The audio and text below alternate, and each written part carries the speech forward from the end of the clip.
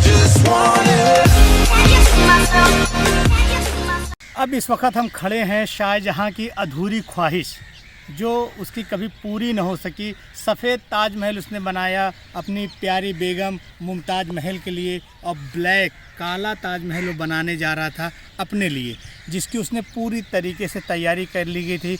जैसे आप यूँ कह सकते हैं उसका एक हिस्सा कंप्लीट था, मतलब आप मेरे दाहिने साइड आप देख सकते हैं ये उसी ब्लैक ताजमहल की पूरी फाउंडेशन है, और पूरी इमारत ठीक समेत सामने वाला जो सफ़ेद ताजमहल है हू बहू उसी नक्शे पे, उतना ही एरिया, वही डिज़ाइन। बस दोनों इमारतों में अगर फ़र्क था तो फ़र्क ये था कि वो सफ़ेद था और ये काले संगमरमर का बनने वाला था। शाहजहाँ की एक और भी ख्वाहिश थी कि इन दोनों ताजमहल के बीच में जमुना नदी को पार करते हुए एक ब्रिज बनाने वाले थे, जो ब्रिज वो पूरी तरीके से चांदी का बनाने वाले थे, मतलब कि चांदी का पुल बनाने वाले थे। उस समय ताजमहल के बनाने पर ही इतना सरकारी खजाना खाली हो गया था, इतने पैसे खर्च, बताते हैं उस टाइम का करीब 4 करोड़ 400 लाख रुपए, जबकि उस समय सोना 15 रुपए का एक तोला मिलता था। उस ज़माने का तोला भी 11.66 ग्राम का एक तोला होता था। उनकी इस ख्वाहिश को जानने के बाद औरंगज़ेब को, जो कि उनके बेटे थे, उन्होंने अपने वालिद शाहजहाँ को यहीं आगरा रेड फोर्ट में, जो आगरे का लाल किला जो कि खुद शाहजहाँ ने ही बनवाया था, उसी आगरे के लाल किले में एक एरिया था जिसको कहते हैं मुसम्मन बुर्ज।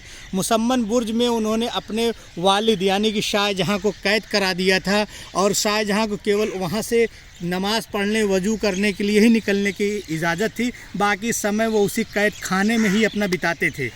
मुसम्मन बुर्ज में ही रहते हुए शाहजहाँ करीब 2 साल 8 महीना और 18 दिन ज़िंदा रहे, और उसके बाद 19वें दिन उनका इंतकाल हो गया, उस दुनिया से रुखसत हो गए। एक अजीमुशान शहंशाह जिसने इस पूरे आगरा को, मुग़ल सल्तनत को एक से एक बड़ी नायाब इमारतें और धरोहर दी हैं, जिसको आज भी सोच कर लोगों के सामने ये सोचने का विषय होता है कि इस तरह की अब इमारत बनाना नामुमकिन है, बिल्कुल सा नामुमकिन। आप देख सकते हैं कि आज इतना बड़ा गार्डन है। अगर आप सोचिए कि अगर उस समय ताजमहल, ब्लैक ताजमहल बन जाता और शाहजहाँ के ख्वाबों की तकमील अगर हो जाती और ये ताजमहल बन के तैयार होता, तो पूरी दुनिया में शायद इससे खूबसूरत कोई जगह न होती और इससे खूबसूरत कोई धरोहर न होती कि जिसको देखने के लिए आज जितने लोग आ रहे हैं उससे कई गुना ज़्यादा लोग आते। तो ये था काला ताजमहल। आप देखिए चारों तरफ इसकी बाउंड्री अभी भी टूटी बिखरी हुई पड़ी हैं, उसके शिलालेख, शिलापट, उसके पूरा फाउंडेशन, ये पूरा फाउंडेशन बताते हैं कि सेम आगरा के इसी सामने वाले सफ़ेद ताजमहल की तरह ही सब पूरा भरा गया था, पूरा बन गया था। करीब ब्लैक ताजमहल का एक हिस्सा बन के तैयार था, और शाहजहाँ की आखिरी ख्वाहिश थी कि जब मैं मरूंगा अपनी बेगम के सामने वो सफ़ेद संगमरमर के ताजमहल में दफन होंगी और मैं काले संगमरमर के ताजमहल में दफन होऊंगा।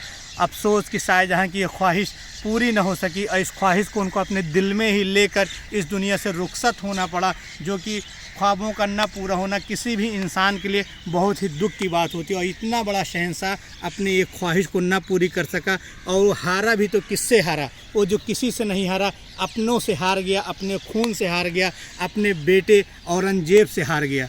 औरंगज़ेब ने अपने वालिद साहब के साथ ये ज्यादती क्यों की, ये तो बहुत ज़्यादा ज़ाहिर तौर पे क्लियर नहीं पता है, मगर बताते हैं कि उसका फाइनेंशियली क्राइसिस, मतलब ख़जाने की हालत काफ़ी गड़बड़ हो गई थी, जिसकी वजह से औरंगज़ेब को ये फ़ैसला लेना पड़ा।